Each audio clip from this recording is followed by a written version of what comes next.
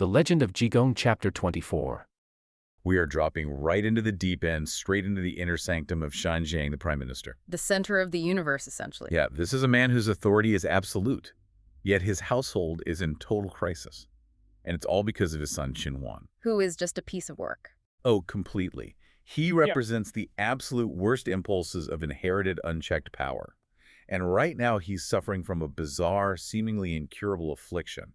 And Jigong's approach to this medical emergency, it immediately signals that he is not operating as a traditional healer. Not at all. He doesn't check the patient's pulse. He doesn't consult medical texts. He simply demands a basin of Zushahang Jiangzi, which is a red paste made with cinnabar and a brush. Okay, let's pause on that specific detail because it radically changes the tone of this encounter. Cinnabar is mercury sulfide. Right, it's highly toxic. Yeah, we aren't talking about a soothing herbal poultice here. He is taking a brush and thickly painting a heavy metal, a known neurotoxin, directly onto the inflamed, swollen head of the Prime Minister's son. It's shocking. It really is. He isn't giving him a gentle placebo. It almost feels like an ancient, highly aggressive form of shock therapy. Yeah, that's a good way to look at it. He's leveraging the intense, potentially dangerous nature of the substance to completely overwhelm the patient's senses. And that aligns perfectly with the overarching strategy he employs throughout this entire chapter. Jigong operates by establishing overwhelming dominance. By any means necessary. Right. By applying the cinnabar paste, he achieves an instant, seemingly miraculous suppression of the symptom.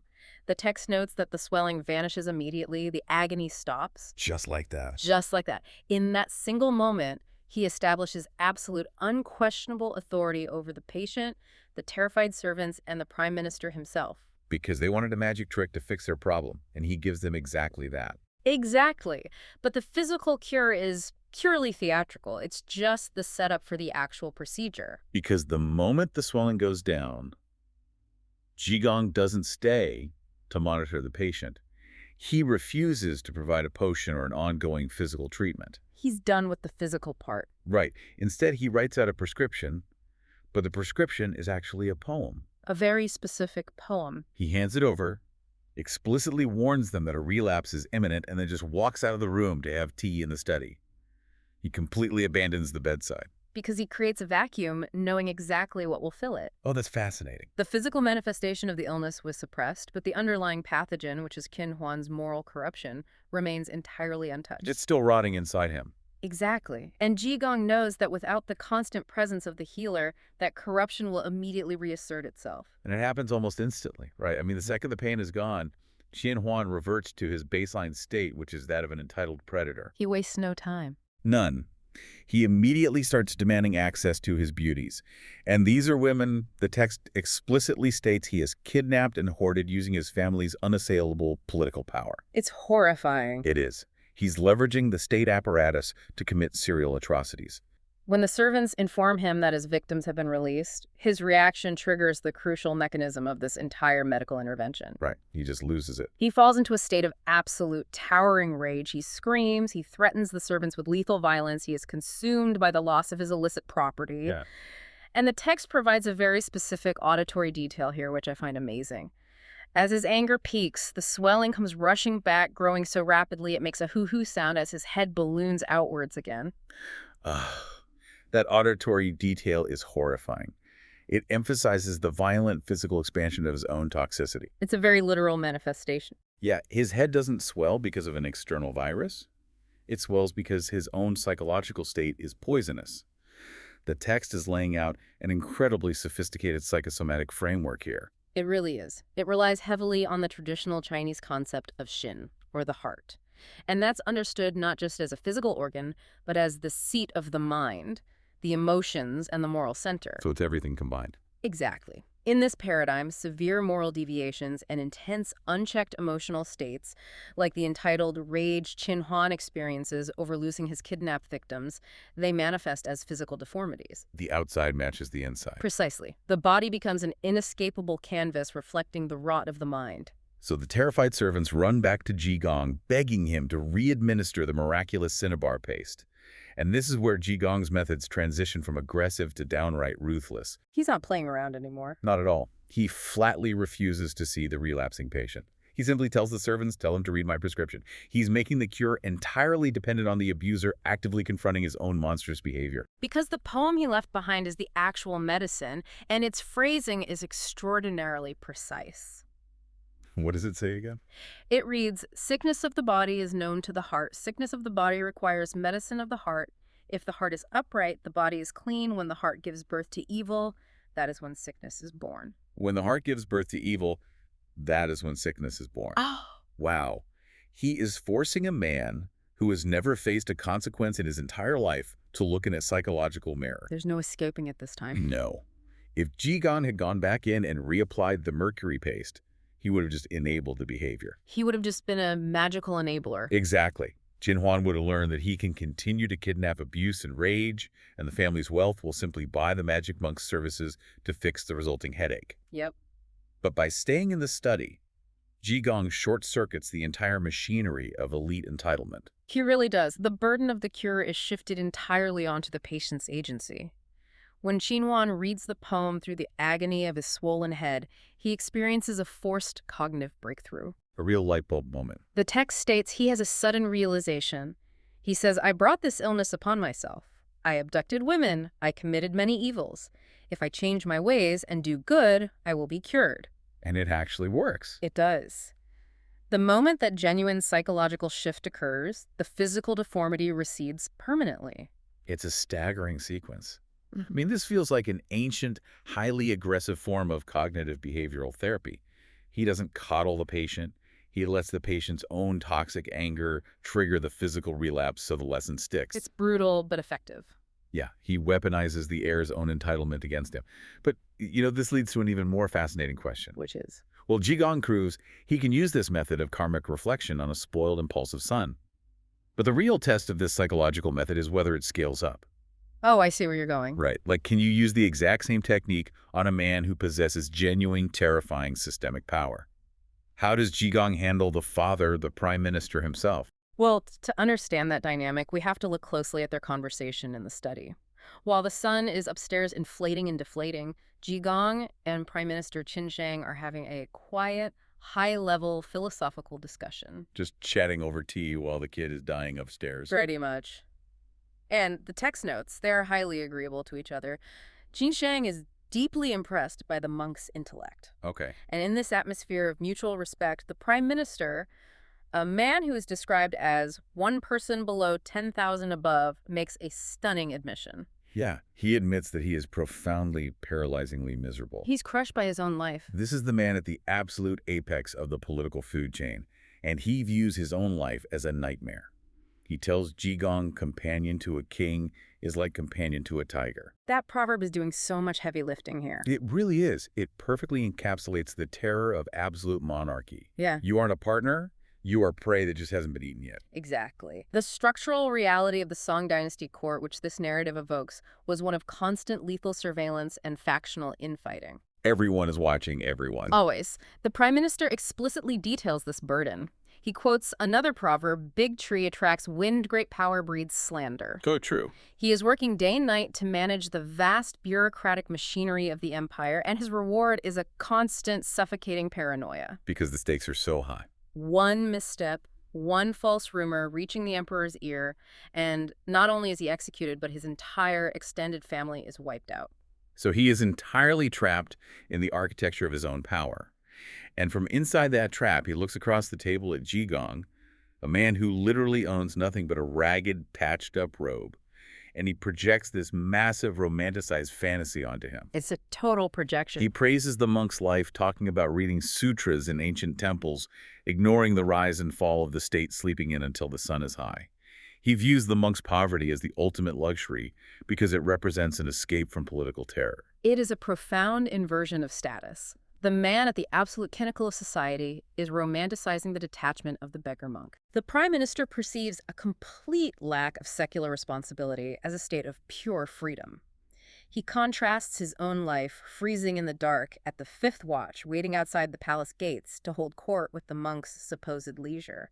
But this romanticization exposes the Prime Minister's fundamental misunderstanding of what detachment actually means. Oh, absolutely. I have to challenge the Prime Minister's fantasy here because the text itself contradicts him constantly. How so? Well, he says Jigong has no worries and no disasters. But look at what Jigong actually does. He wades directly into the most toxic, dangerous environments imaginable. That's very true. He deals with violent kidnappers, he confronts corrupt officials, and later in this very chapter, he spends the night physically fighting off hostile ghosts. He's constantly in the trenches. Exactly. Jigong isn't sitting on a mountaintop ignoring the world. He is deeply entangled in the messy, agonizing reality of human suffering. You're touching on a crucial theological distinction there. The Prime Minister is confusing isolation with enlightenment. Oh, that's a great way to put it. He thinks freedom means not having to deal with people. But Jigong's detachment isn't about avoiding the world, it's about engaging with the world without being bound by its ego-driven hierarchies. He's in it, but not of it. Precisely. Jigong doesn't feel the emperor not because he's hiding in a temple, but because he doesn't value the things the emperor can take away. Right, he has nothing to lose. The Prime Minister, however, is deeply attached to his wealth, his status, and his life, which is precisely why he is terrified. And because the Prime Minister cannot let go of his worldly attachments, he tries to purchase a spiritual loophole. He tries to buy his way out. Yeah, he makes this incredible proposition to Jigong. He says, I plan to recognize you as my substitute monk. It's such a wild concept to modern ears. It really is. He wants all the spiritual benefits of renunciation, but he wants to keep the mansion, the servants, and the political power. Well, the practice of sponsoring a tisang or substitute monk was actually a historically grounded socioeconomic reality among the elite in imperial China. Wait, really? It was a real thing. Oh, yeah. A wealthy patron would provide financial backing, political protection, and resources to a specific monk. In exchange, the monk would dedicate their spiritual labor, their chanting, their meditation, the karmic merit they generated to the patron. That is wild. Yeah. It is the commodification of enlightenment. Exactly. It's the ultimate luxury good, outsourcing your own salvation. The Prime Minister views karma as an administrative problem that can be solved with sufficient capital. Just throw money at it. Right. He can't afford the time or the loss of status to seek enlightenment himself, so he attempts to hire a proxy to do the heavy spiritual lifting. And Jigong fascinatingly accepts the offer immediately. He does. He agrees because the title of substitute monk to the Prime Minister grants him an impenetrable shield of secular authority. Which we will see him use later. Oh, absolutely, which he will absolutely weaponize later. But Jigong also knows that the Prime Minister's transactional view of spirituality is a dangerous illusion. You can't just buy good karma. You cannot outsource the consequences of your own actions. And the text immediately and violently shatters the Prime Minister's illusion of insulation. Yeah, the transition here is really jarring. They're sitting in the study, finalizing this spiritual contract, and suddenly news arrives that the Prime Minister's wife, Lady Qin, has collapsed in agony. Just out of nowhere. The text describes it as Zhuan wind pain, severe rolling headache that leaves her thrashing on the bed. And what is brilliant about this sequence is that the Prime Minister doesn't call for a physician. Nope. He doesn't look for a physical cause. He looks directly at Jigong and gives a spiritual diagnosis. He says Lady Qin must have spoken wrongly. Which is such a revealing leap to make. The Prime Minister immediately connects her physical agony to a deeply unsettling event from the previous night. A haunting. Right, he recounts a haunting to Jigong. The mansion was plagued by ghosts, and during the chaos, the Prime Minister had a vivid, terrifying dream where he was visited by a deceased preceptor. And the ghost didn't just come to scare him. It came with a specific administrative demand. A policy change from beyond the grave. Basically, yeah. The deceased preceptor told the Prime Minister he had to halt something called the Great Steel Pavilion.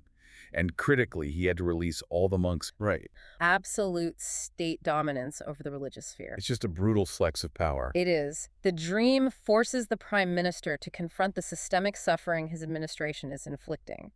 And he actually experiences a moment of genuine conscience. Surprisingly enough. Right. He wakes up and tells his wife, Lady Qin, that he intends to issue a decree the next day to stop the laborers. So who had the impulse to do the right thing? But Lady Qin shuts it down instantly. She doesn't even hesitate. She dismisses his conscience as a mere trick of the mind. She tells him not to worry, effectively advising him to maintain the brutal status quo. And the text maps the causality with terrifying precision here. It really does. The Prime Minister says her words broke my good thought. She interrupted the momentum of compassion. She stopped it dead in its tracks. And the instant she suppressed that good deed, The haunting resumed, and she was struck with this agonizing, blinding pain. The text is establishing karma not as some distant afterlife judgment, but as an immediate physical reality. It happens right now. Exactly. Lady Qin did not swing the whips, but her casual dismissal of her husband's conscience made her complicit in the ongoing suffering of... She's part of the system. In the moral architecture of this narrative, suppressing a righteous action is an act of spiritual violence, and that violence reverberates backward, manifesting instantly in her own body. Which forces us to look very closely at how Jigong cures her, because his method here is wildly different from how he treated the son. It's a completely different approach. He doesn't leave her a poem. He doesn't force her to reflect on her complicity. He walks into her chamber, mutters an incantation, and performs what he calls the immortal's single grab. Just reaches out. He just reaches into the empty air around her thrashing body and snatches the invisible illness. And instantly her pain vanishes. The illness is treated almost like a physical entity, an energetic mass that can be extracted. But Jigong states a crucial rule of this spiritual physics. Oh, right, the displacement rule. He says, I can grab it, but once it's grabbed out, it has to be thrown somewhere. The karmic consequence cannot simply be deleted, it must be displaced. Okay, I want to spend some time on this because what happens next is incredibly shocking. It's very upsetting. Jigong looks around the courtyard, spots a resting dog. The text refers to it as a mad or epileptic dog, and he simply throws this invisible handful of karmic disease onto the animal. And the result is visceral and instantaneous. It really is. Yeah. The dog barks twice, rolls over, and dies on the spot. Yeah. It's a deeply jarring moment for the modern reader. We are watching a revered holy man casually execute an animal to alleviate the headache of a wealthy noblewoman who frankly deserved the pain for enabling forced labor. It introduces a massive moral ambiguity into the text. I mean, I have to push back hard against the idea that Jigong is just acting out of a simple utilitarian desire to help the family. Go on. Because if karma is about moral learning, this completely undermines the lesson. He forced the son to confront his own evil. But with Lady Qin, he just provides a magical bypass. He lets her off the hook. Exactly. He takes the lethal consequence of her lack of empathy and dumps it onto a stray animal. That's not utilitarianism that feels like a spiritual mafia shakedown. That's a strong image. But it's true. He's demonstrating that if you have enough power, you can just buy a scapegoat, or a scapegoat in this case, to absorb your bad karma. Well, your reaction is exactly what the text intends to provoke. You are looking at the moral framework of the text and demanding consistency based on modern ethical sensibilities. Right. But Jigong is operating on a different ledger entirely. Consider the concept of karmic thermodynamics we discussed earlier. The energy displacement. Exactly. The energy of Lady Qin's interference with a massive act of state mercy generated a lethal charge. Jigong extracted that charge to save her life, but that energy requires a grounding rod. It has to go somewhere. Right. The dog becomes the nearest available vessel to absorb a lethal shock that would have otherwise killed the Prime Minister's wife. But why save her at all if she's the one in the wrong? That's the real question. I think the answer lies not in Lady Qin, but in the man watching the entire sequence unfold. The Prime Minister. The Prime Minister's standing right there. He sees his wife in agony. He watches the monk pull an invisible force out of the air, and he watches that force instantly snap the neck of a living creature. It's a demonstration. This isn't just a medical procedure. It is a violently graphic demonstration designed specifically for the Prime Minister. Precisely. Look at the Prime Minister's reaction. He isn't relieved, he is utterly terrified. As he should be. He says how fierce. Just speaking one wrong sentence leads to this wind pain in the head.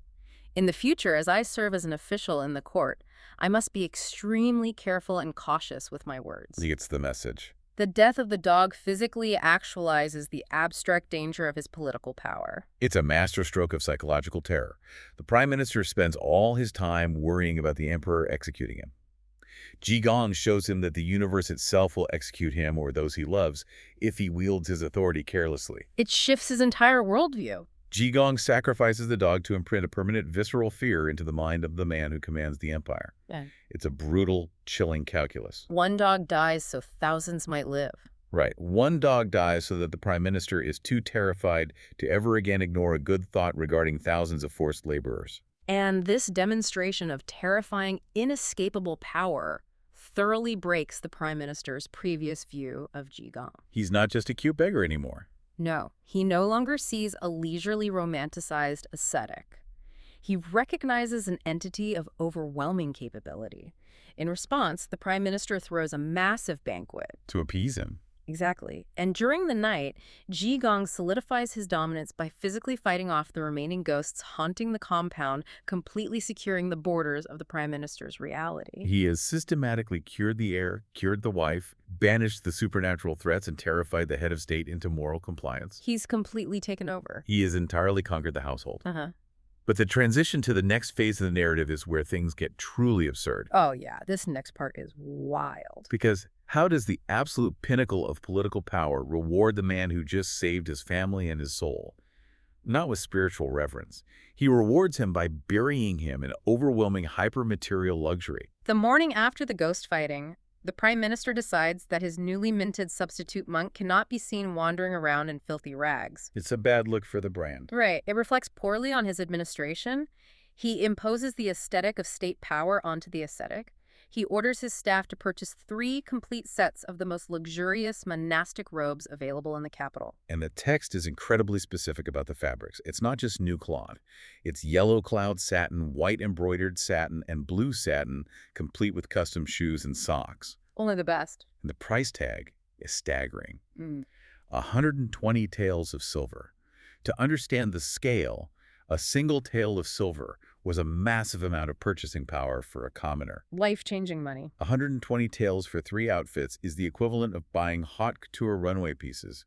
It is a grotesque display of elite wealth. And the prime minister doesn't stop at the wardrobe. He prepares a massive cash reward, packing silver into bundles, and organizes a grand military-grade procession to escort Jigong back to his home temple, Lingyin Temple. He is dressing Jigong up as a state official. He really is. But before he gets on the horse to lead this parade, Jigong initiates a seemingly minor interaction with the prime minister's household staff that completely redefines the economics of their relationship. This might be my favorite part. It's so good. He tells the prime minister, "I want to come visit you often, but you know how it is, your guards might not let a ragged monk through the gate." And the prime minister immediately summons dozens of his gatekeepers and inner household staff. He issues a strict directive. He says, Jigong is my personal substitute monk. Whenever he comes, no matter what highly classified or official business I am conducting, you are not allowed to block him. Total access. You must grant him immediate access. So Jigong has secured unlimited VIP clearance to the center of government. But then he turns to the servants and says he wants to tip them for their future cooperation. Sounds nice enough. The prime minister, eager to show off his wealth, offers to hand out several taels of silver to each servant on the monk's behalf. But Jigong refuses the silver. He turns down the big money. Instead, he constructs a financial trap that is absolutely brilliant in its malicious compliance. He announces to the assembled staff, I am giving you each 100 cash today. Now, in the currency system of the time, cash refers to a wen, a single small copper coin with a square hole in the middle. So it's basically pennies. Right. Giving 100 copper coins is a paltry tip, vastly inferior to the silver the prime minister just offered. The servants must have been so disappointed. But then Jigong drops the hammer. He turns back to the prime minister and sets a condition. The trap springs. He says, I'm only giving them 100 cash today. Tomorrow I give them nothing. But if I, the monk, do not come back to visit, for every single month that I am absent, the prime minister must pay every single one of these servants extra 3 strings of cash out of your own treasury. We really need to do the math to understand the sheer audacity of this demand. Break it down for us. A string of cash, or a guan, typically consisted of 1,000 copper coins threaded together.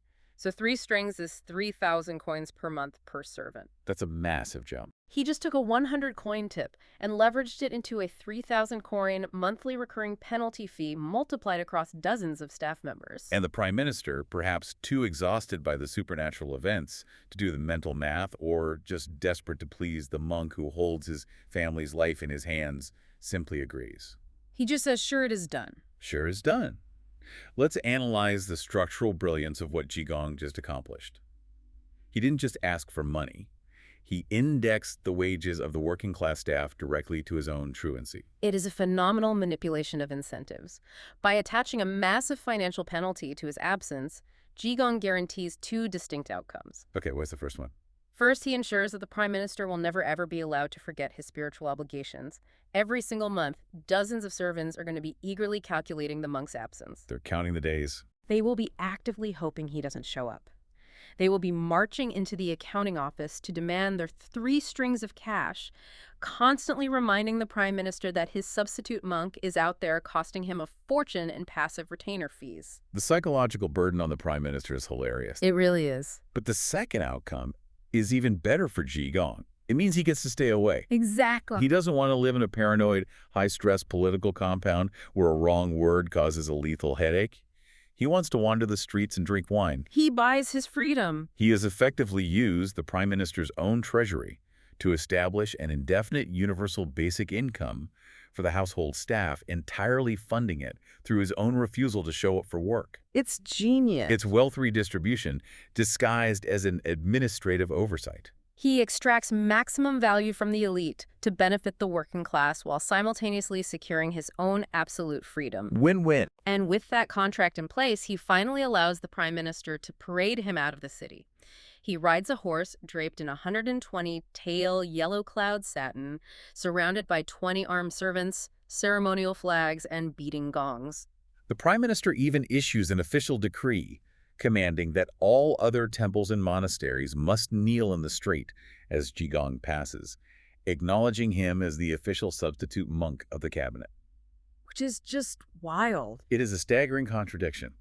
The man who represents absolute non-attachment is currently wielding the heavy, blunt instrument of state vanity, forcing religious peers to bow to political might. But you know he isn't succumbing to the vanity, he is transporting it. What do you mean? He is carrying this concentrated sphere of secular political authority directly back to his home turf, Lingyin Temple, specifically to shatter the rigid, hypocritical religious hierarchy that governs his fellow monks. Oh, wow. So this transition from the secular world to the religious world is where the narrative shifts from manipulation to outright subversion. He arrives at the massive gates of Lingyin Temple, and the commotion is deafening.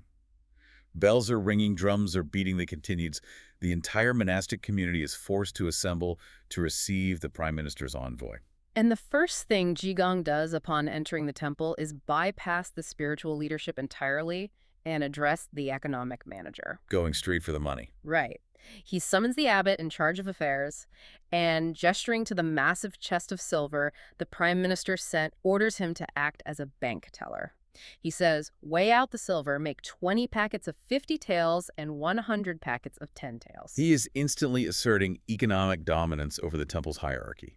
But that's just the prelude, right? Just the warm-up. The truly subversive act requires the intervention of the secular state. Jigong gathers the 20 armed servants provided by the prime minister. He instructs them to stand before the assembled community of monks and issue a tangyu, an official legally binding decree from the secular government. The collision of state law and monastic code here is jarring. The servants announce to the silent, terrified monks, listen clearly. Monk Jigong is the substitute monk for Prime Minister Qin returning in glory today. Setting the stage. Right. Then they say the holy monk wants to borrow money from you monks to buy wine. If you have money and do not lend it to him, you will immediately be sent to the government authorities to be punished. Let that sink in for a second. He is using the threat of the state police to mandate that ascetic monks must fund his personal alcohol consumption. It is so brazen. It is a blatant, almost comical abuse of power. But the second part of the decree is even more extreme. It really is. The surgeons continue in the future when the monk has no money and goes to borrow from you. If you are not in your room and he steals something, you are not allowed to say a word. Wait, he's legalizing his own theft? It gets worse. They say if you see him, you are not allowed to stop him from stealing. If you violate this, you will immediately be dragged out the temple gates and beheaded. Dragged out the temple gates and beheaded. He has literally weaponized the state apparatus to grant himself diplomatic immunity for petty theft against his own co-workers. Yeah. It is a complete suspension of the law. He has carved out a sanctioned zone of total anarchy within the strict confines of a wealthy monastery. And the reaction of the monks is crucial for understanding why Jigong does this. The text gives us access to their internal monologue. It says, although displeased in their hearts, they dared to be angry, but did not dare to speak. Arterat. The entire monastic community, men who have supposedly dedicated their lives to spiritual truth and renunciation, are paralyzed by the threat of secular violence. Which exposes the profound hypocrisy of the institution. Completely. When Jigong was just a ragged, wandering beggar, they likely treated him with contempt, judging him by the superficial standards of monastic discipline. But now that he arrives, backed by the swords of the prime minister and chests full of silver, they submit instantly. They fold immediately. They don't bow to his enlightenment, Yep. they bow to his political leverage. Because he is holding up a brutal mirror to their worldly attachments. True monks shouldn't care if someone takes their possessions because they shouldn't be attached to them in the first place. Right, that's Monk 101. Exactly. By threatening them with state execution if they complain about being robbed, Jigong is forcibly enforcing the detachment they claim to practice. It's like extreme exposure therapy. He is essentially saying, you claim to own nothing. Excellent. I'm going to take your things, and if your ego flares up and you try to stop me, the state will kill you. It is an incredibly cynical, coercive, and darkly hilarious form of forced monastic training. He uses the absolute corruption of state power to crush the egos of the religious elite. He uses the system against itself. And once that hierarchy is thoroughly broken, once he has established that the rules no longer apply to him, he immediately dismantles the spectacle. He pays off the prime minister's servants with the silver packets he had weighed out, 50 taels for the leaders, 10 taels for the flag bearers. They are thrilled, and they leave the temple. And this is the most revealing moment of the entire chapter.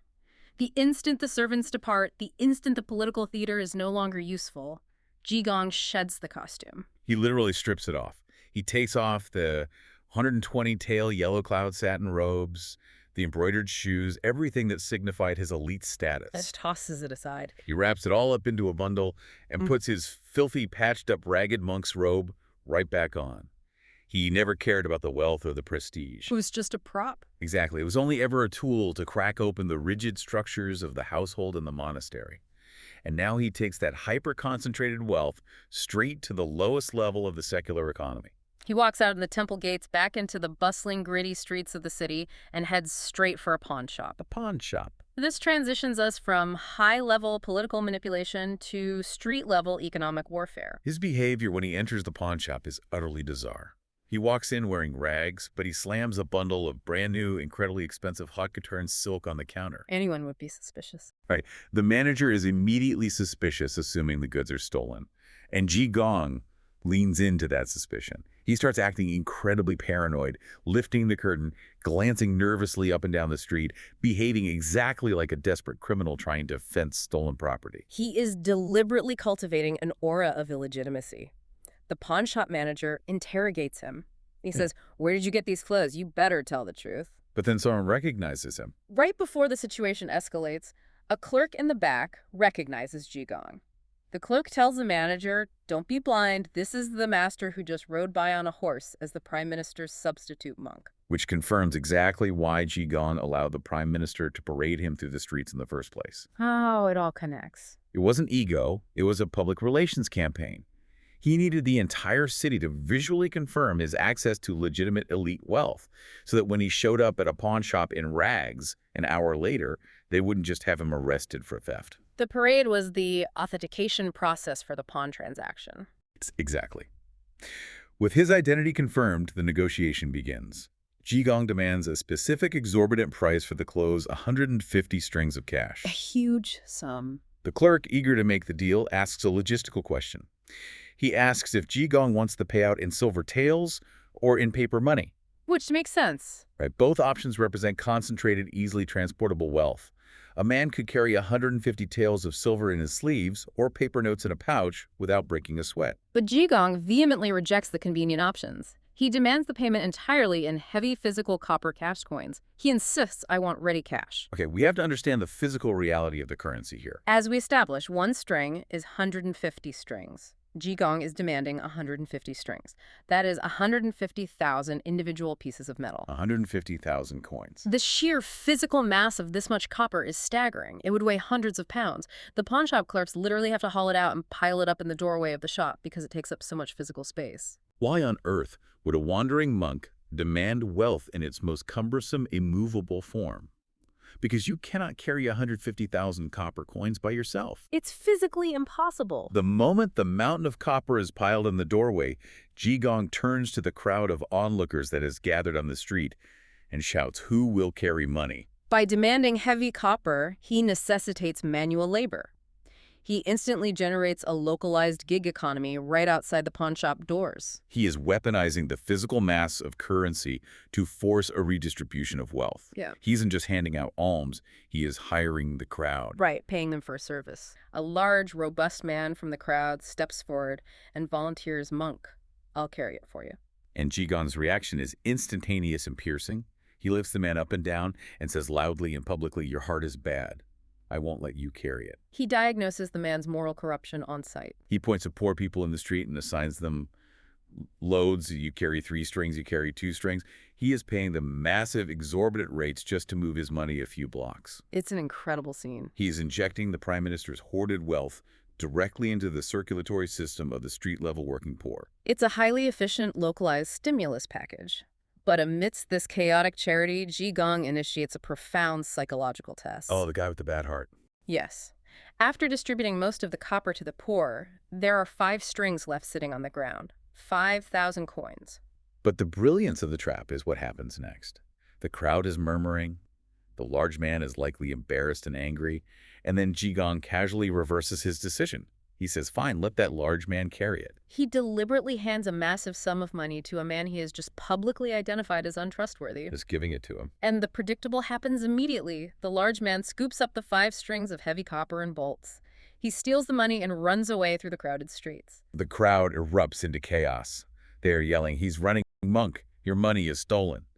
But Jigong doesn't panic. Not at all. He doesn't use his magical single grab to teleport the thief back. Yeah. He just waves dismissively and says wherever. He refuses to chase him. This is where we see the final, most elegant psychological mechanism of the chapter.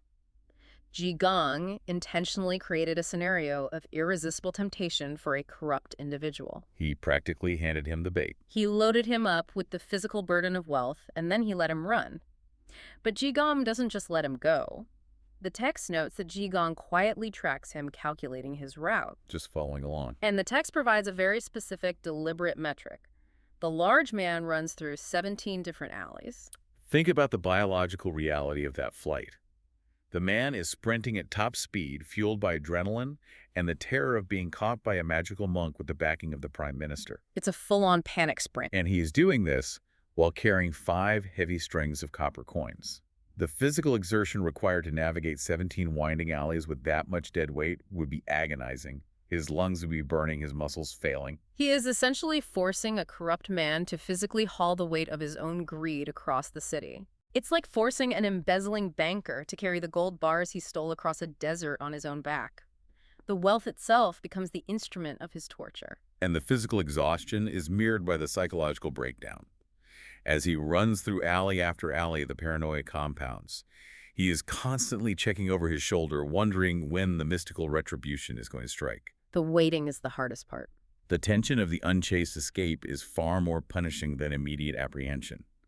The line Jigong lets out isn't a magical tether, it is the thief's own guilt, paranoia, and greed dragging him forward until his biology simply gives out. By the time the thief reaches the 17th alley, he is entirely depleted. He is gasping for air, physically broken, and psychologically shattered by the terrifying anticipation of consequence. He's done. And it is only then, when the man has completely defeated himself, that Jigong casually strolls into the alley and corners him. The thief has no energy left to fight and no spirit left to lie. He has been thoroughly broken by his own actions.